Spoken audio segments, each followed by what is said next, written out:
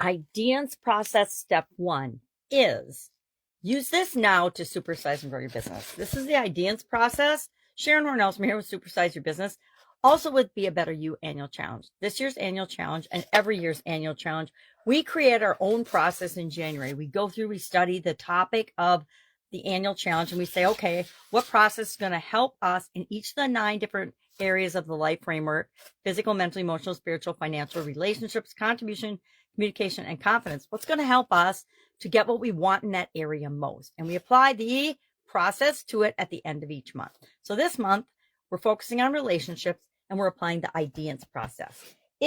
Step 1 of the process stands for us identifying, getting brutally honest with us in terms of what is our current story, what's actually going on with the relationship that we're working on. Now, for the Be a Better You challenge, I'm working on my relationship with my granddaughters. For this challenge for Supersize Your Business, I'm working on my relationship with my current group of ideal customers. Who are my ideal customers, and how am I going to improve my relationship with them? Why? Because working on my relationship with myself or working on my relationship with my customers is the secret way to actually supersize, grow, and improve my business, any business, no matter what business you're in. We're sharing Shannon's story as part of the Be a Better You annual challenge, and she is sharing what she identified by doing some deep soul searching and some honest reflection on her relationship with her sister. So I'm going to challenge you today to have picked a relationship for your business that you want to improve. Maybe it's a relationship with a supplier. Maybe it's a relationship with one specific customer or customer group that you deal with.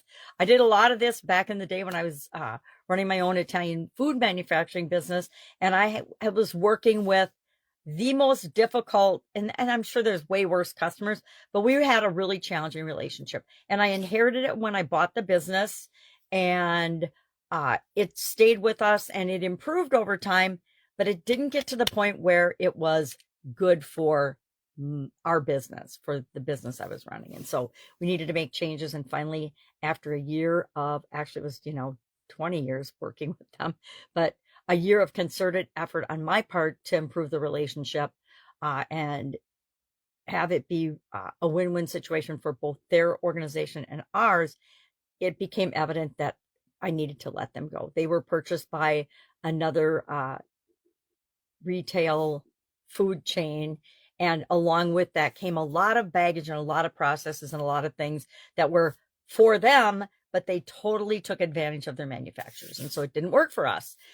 And I had to come to terms with that and realize that sometimes you have to cut off ties with certain entities or relationships in order to grow and build and supersize your business and serve the people you're really there to serve better. And that's the story I've shared before. If you want to know more about that, hit me up and ask. Otherwise, today, think about the relationship that you're working on and ask yourself, what's the current situation? What is the current situation for you?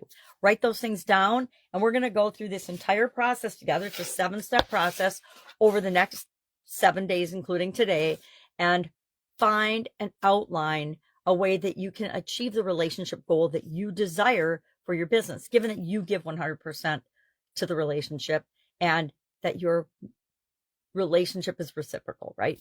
That person wants to have a relationship with your organization as well.